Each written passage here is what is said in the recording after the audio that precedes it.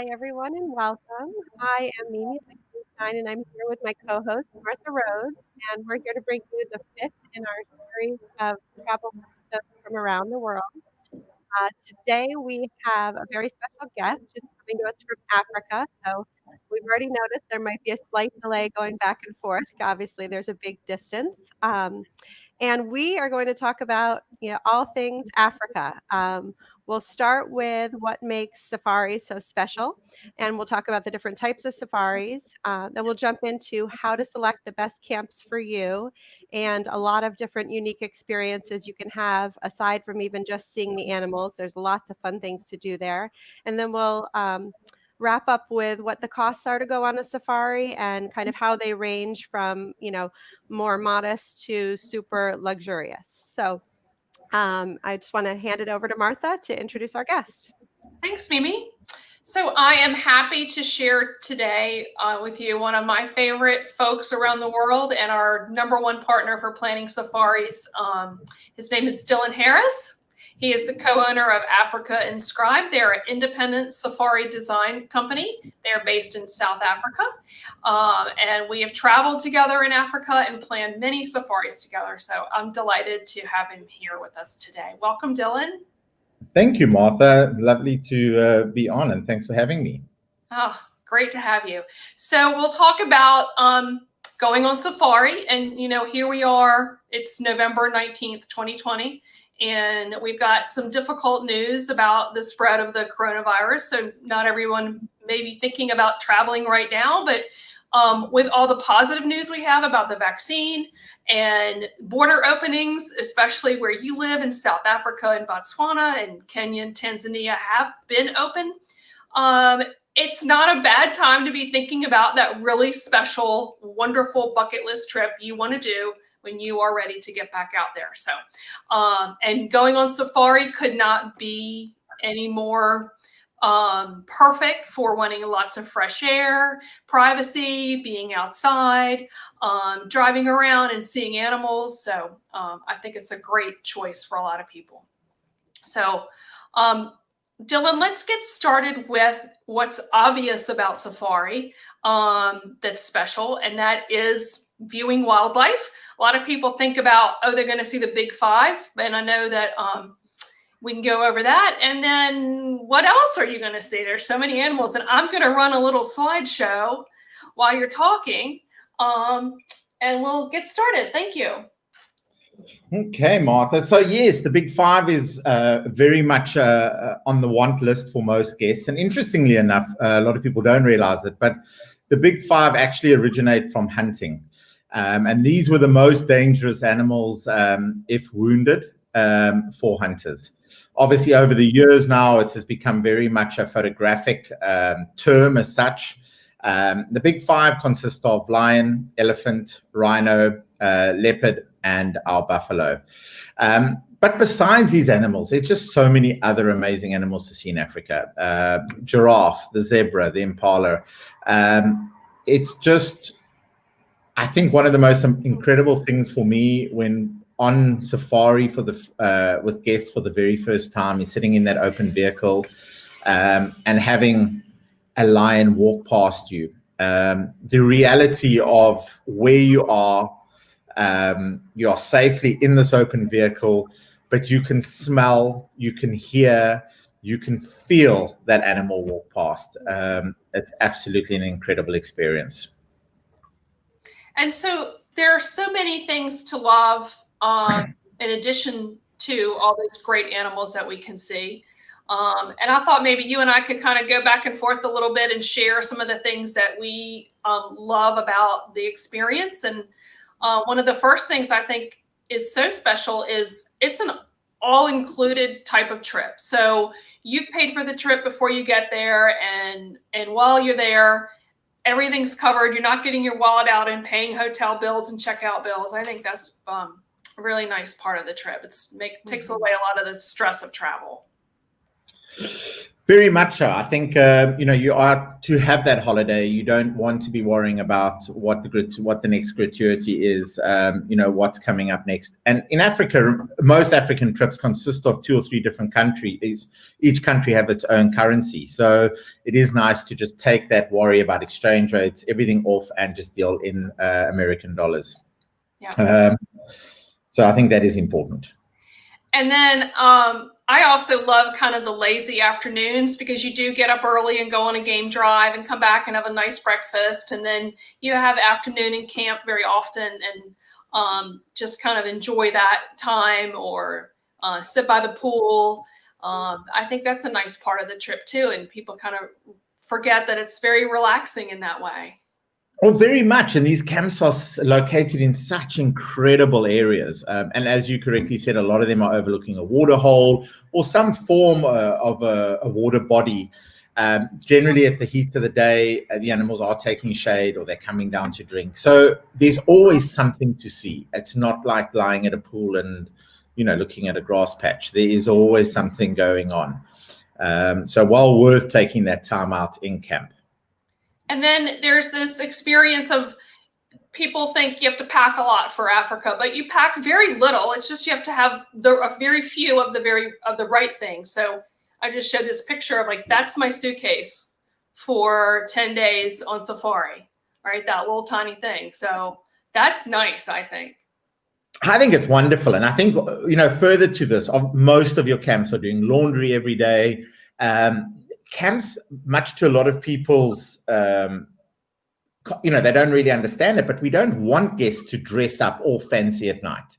We want you to be relaxed. We want you to come off that game drive vehicle in the evening, have a sundowner around the fire, and go straight in for dinner. Discuss what you've seen. There's all that excitement of what was seen out there for the day.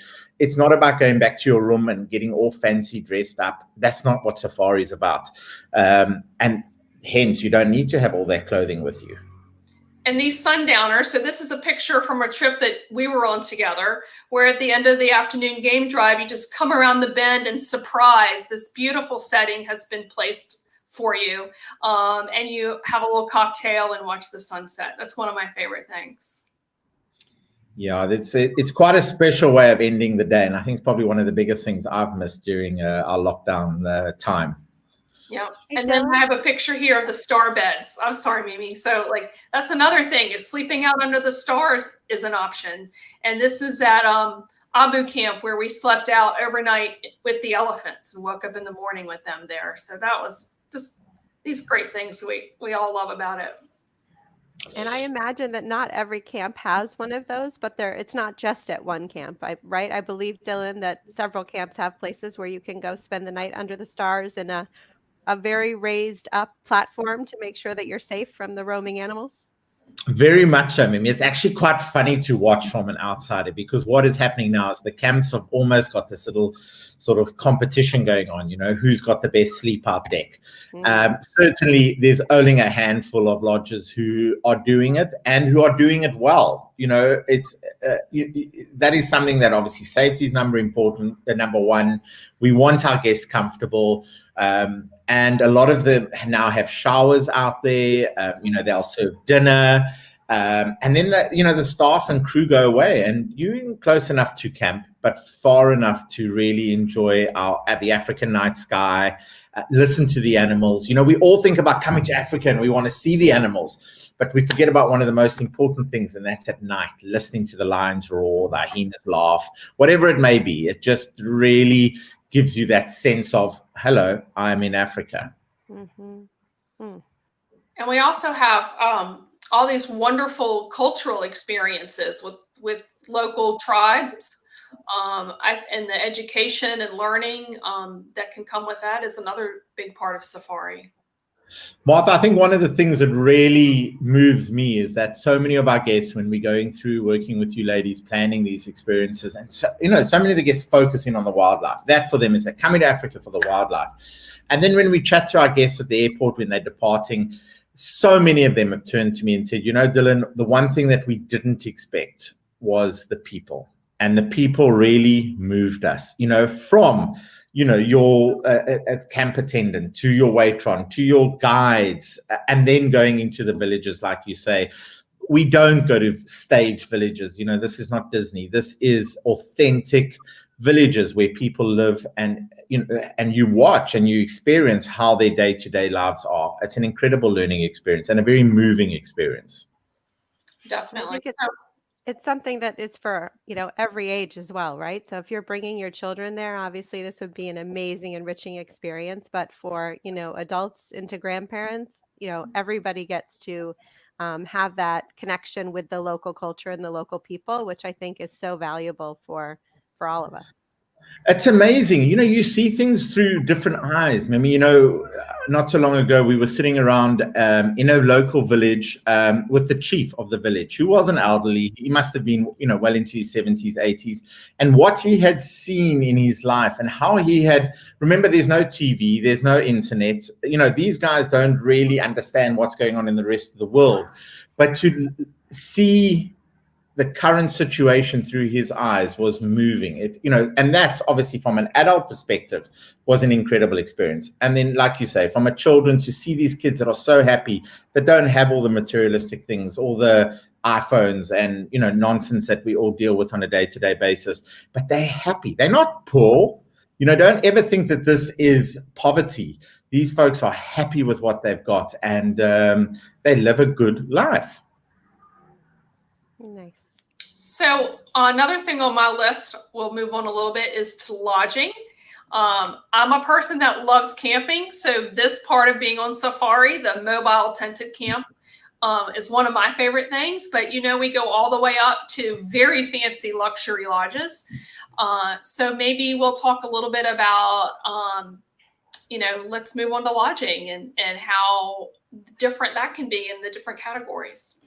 Okay, well, Dylan, maybe I could ask you actually, when you're working with advisors like us and our clients, what is the process that you go through to help them figure out what the best lodge is for them?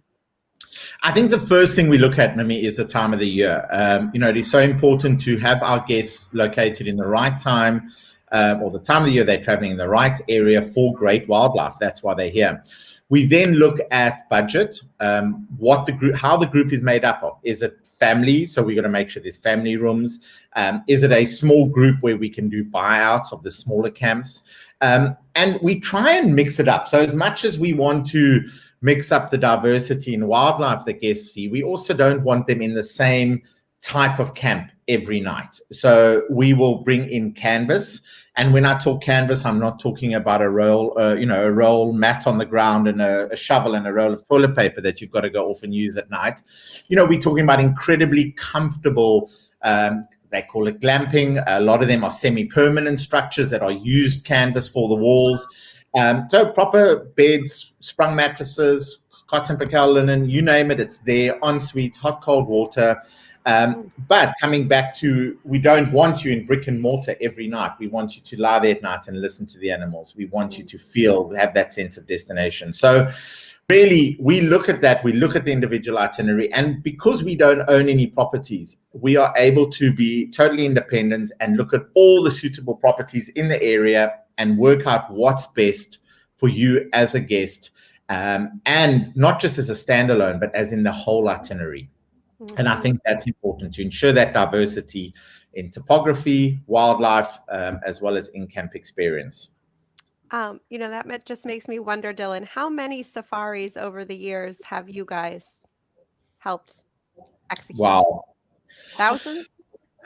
Oh, easy. Yeah, I mean, we Africa Inscribed has been now going for 11 years, but between Gavin and I, we've been in the industry. Gav's been around for about 45 years, and I've been in the industry for over 20. So there's not a property that we include that we haven't personally seen and experienced, so we understand what our guests are getting at.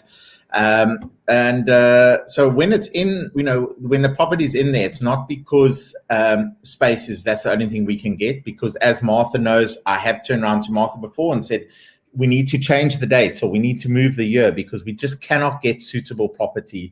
And I would, it's so much making sure that the experience is right for the guests than just trying to create an itinerary to get them here. And that's not what we want to do. Got it. And then what about, some of the brand name lodges? I know a lot of people who have traveled before hear from their friends, oh, we stayed at Singita, or I've heard Mambo is the best. How do you, work with clients who already are sort of coming with a preconceived notion as to exactly where they should stay? So safari is not like a trip to Rome. So it's not, you're not going to go and do all the same things. It's so personalized. And that's why we love working with advisors. We sit down with you and your guests on the phone. We do a call and we get an understanding of exactly what you want. And we customize this trip, because I can assure you that anybody who's been to Africa, their trip would have been the best, and you've got to stay there and you've got to do this. And often it's perfect for that particular family or those particular guests, but it may not be right for you. It may be the wrong time of the year. There's certain, for example, I love Singita. We use a lot of their properties. There's certain times of the year we don't use their certain properties because it's not right. So again, the seasonality of the product comes into play. But yeah, that is one thing, guests are going to hear from their friends, you've got to do this and you've got to do that because it was perfect. Safari is a very customized, it's a very personal experience. That's why we don't promote group travel either. You don't want to compromise on anything when you come to Africa. It's got to be about you and your travel party. Mm-hmm. So let's go back to when you are customizing trips and you're deciding what kind of activities to add to the game drives and the pure safari part of the trip. What are some cultural activities? I know a lot of people travel and have conservation in mind. They want to support conservation. And then there's education and learning. And then there's all kinds of fun adventures too, just for the thrill of it. So talk about some of the things we add to trips. It's crazy what we can add now. Gone are the days where you just come and sit on the back of a game drive vehicle. Depending on where you are, East Africa, to go and see the singing wells, the remote areas, the Samburu, where they sing to their cattle and they come and drink. In Zimbabwe, in Victoria Falls, we're installing biogas stoves to stop, to help the ladies not having to go and cut wood all day, because in Africa the ladies do most of the work. It also helps with deforestation. So there are so many philanthropy projects that we put in. It's again all authentic. It just depends on the family how much or how little they want to get involved. Conservation, we've had some incredible trips where we've had guests getting involved in rhino dehorning, where they actually literally, the helicopter goes up, darts the rhino, you're on there, you're absolutely physically getting involved in it. Elephant collaring. The other day I was doing impala capture. We were literally standing in the funnel, moving the impala onto the trucks to be relocated into areas. So there's so much on a conservation, from a cultural component, and then there's the fun. There's the helicopters over Victoria Falls. There's helicopters over the Okavango Delta. You've got some of the most incredible hot air ballooning over the Masai Mara, the Serengeti. There's nothing like waking up in the morning over the Sossus Flay and that balloon comes up, and you watch that desert turn into, that sort of red, the dunes go beautiful, deep red. It's absolutely amazing. So, and then for the folks who just want to go and do a beach, we do. I mean, I'm always one that says, you're coming all the way to Africa. There's some wonderful beaches elsewhere. But if that is something you want, we have the most incredible beaches. And then Rovis Rail, one of the most luxurious trains in the world. If that is something that you're interested in, we can include that. So, and let's not forget about Cape Town and the Winelands. So there are so many areas, so many extra things that we can put into an itinerary to keep the diversity and the experience exciting for everybody for the entire time that you are here. One thing you didn't mention, Dylan, is the Microlight, which is on my list for next time I go show up in Africa. What do you think about that? Is it safe? It's safe. I love it. Absolutely wonderful. Out of Zambia, on the Zambian side of the Victoria Falls, there's nothing like it. I mean, you can literally feel at certain times here, you can feel the spray of the falls as you're flying over. It's amazing. For the more adventurous people, for sure. Yeah. And then, so what about costs? We all know that safari is sort of a big ticket item. You have to spend a lot of time getting there. For some people, it might be, a one and done thing. They might go on a safari once in their life and never go back again. So it's a big, a big commitment. Can you help us understand a little better kind of what the cost expectations are along the range of continuums of sort of more modest to super luxury, and then give us an idea as to what those costs cover? Sure. So just one thing, and you said it's something so important there, where, often a safari is a once in a lifetime experience. Regardless of what guests think, we plan that trip like it is going to be their once in a lifetime experience. So we make sure it's absolutely wow with you ladies. More moderate safaris, and you're looking at about $800 to $900 per person per night.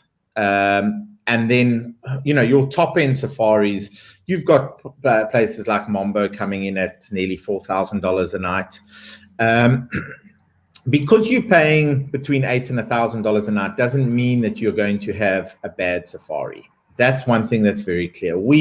I hate the fact that people feel that they cannot come on safari because it's just totally, ridiculously expensive. We will do what we can to make the best safari for your budget. And, at the end of the day, there is something for everybody out there.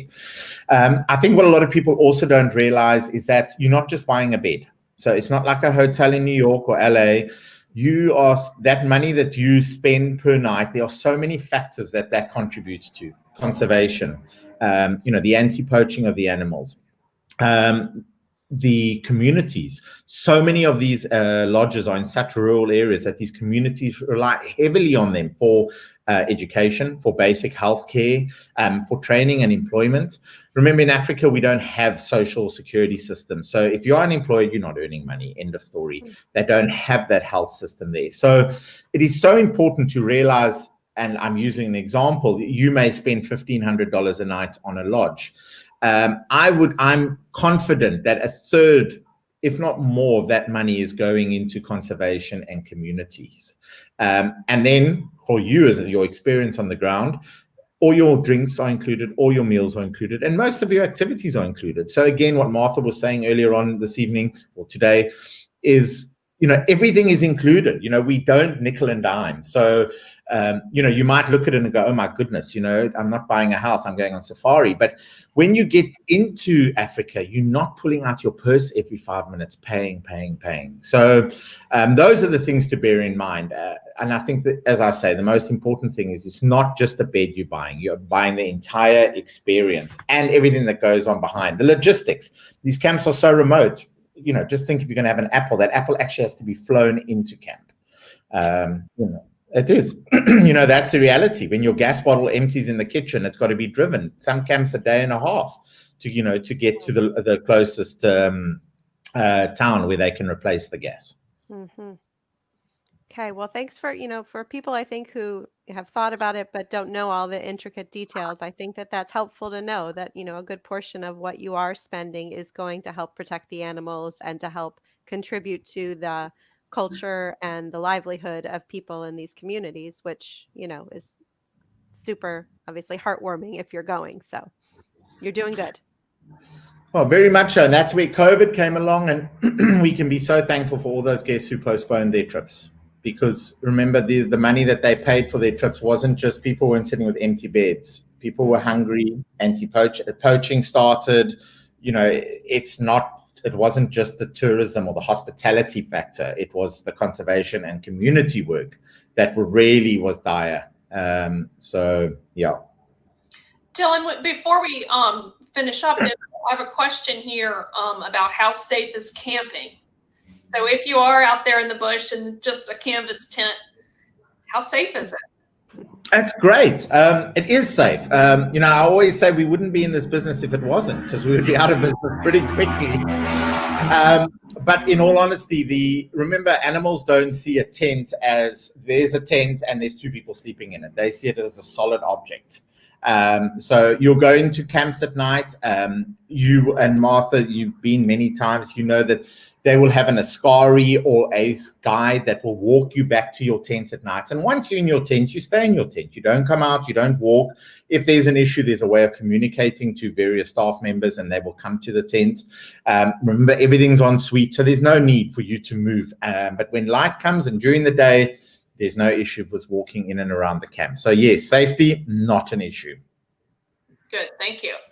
All right, so let's say we've been inspired and we want to plan one of these trips. What are the first steps that we're going to do, and when would someone be able to go on safari if they wanted to start planning something? Well, traditionally we would be in November. We're sort of planning for your next year's summer. That is, in general, you're looking between 9 months to a year out to start planning.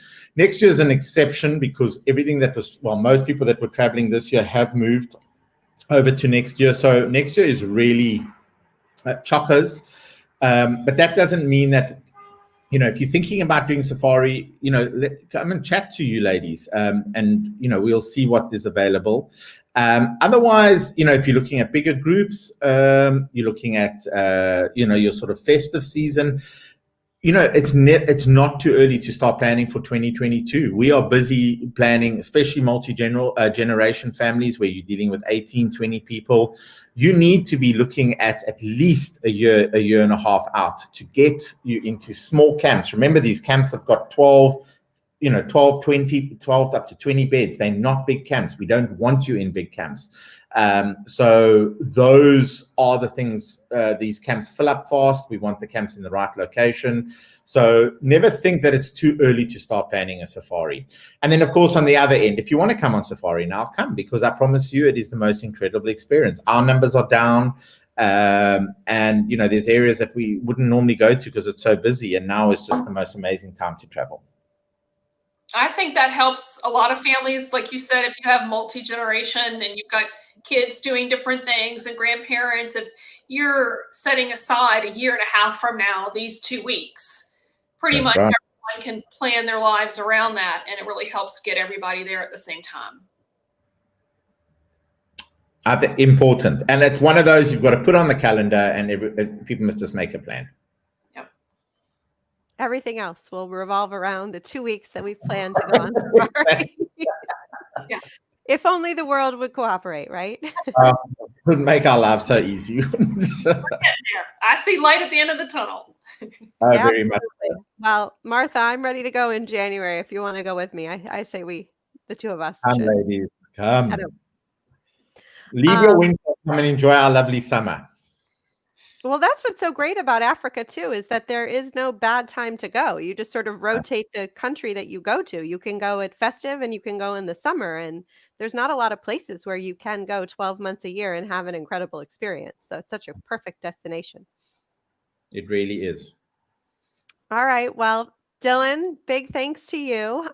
We're so glad that you joined us today. And, we all know that when you get 3 people together who love to travel and love a particular topic like Africa, we could talk about it for hours. We could be here until 2 a.m. for Dylan. But we're going to we anticipate that we'll have some follow-up shows where we can dive deep into different topics about, an active safari or, the different countries, East Africa versus South Africa, going with kids versus going on a honeymoon, and some of the different experiences and details about each of those. So I'm excited because I'm sure we'll have more conversations with you here. And the next show we're going to have is December 3rd, 2 weeks from today at 12:30 Eastern again. This time the topic is Mexico. And I was just there last week in the Riviera Maya, so I have some real-time information to share about, going there in COVID and what the protocols are like and what the beaches are like. They're still beautiful. And so we'll look forward to talking about that. And if anybody wants to see our prior episodes or today's episode, go to our YouTube channel at Travel Brain Trust. And next week's Thanksgiving. So happy Thanksgiving to everyone watching. I hope you have a very warm, cozy, smaller, intimate Thanksgiving with your family this year.